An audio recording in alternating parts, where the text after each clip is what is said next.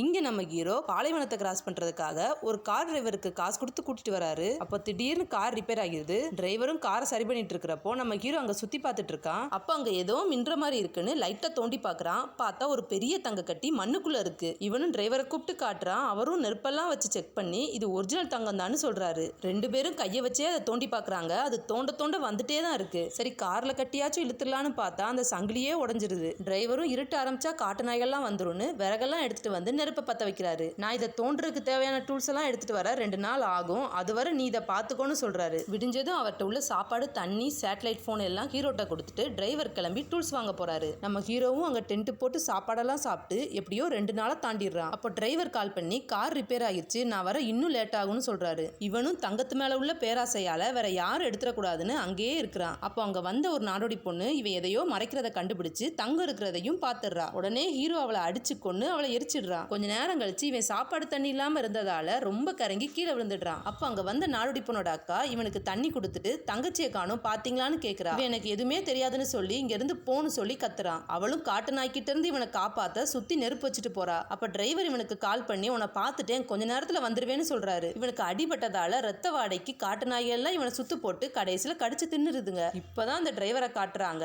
பார்த்தா பக்கத்துல உள்ள மலை மேல இருந்துட்டு தான் ஹீரோ சாகிறத பார்த்துட்டு இருக்கான். டிரைவர் மொத்த தங்கத்தையும் அவனே வச்சுக்கணும்னு நினைச்சுதான் இப்படி லேட் ஆச்சுன்னு போய் சொல்லி அவன் சாகுற வரை வெயிட் பண்ணிட்டு இருக்கான். ஹீரோ இறந்ததும் தங்கத்தை எடுக்கலாம்னு பார்த்தா அப்போ டிரைவர் நெஞ்சிலேயே ஒரு அம்பு பாயுது. அது அந்த நாடோடி பொண்ணோட அக்கா தான் தங்கச்சியை கொண்டதுக்காக பழி வாங்கிடுறாங்க.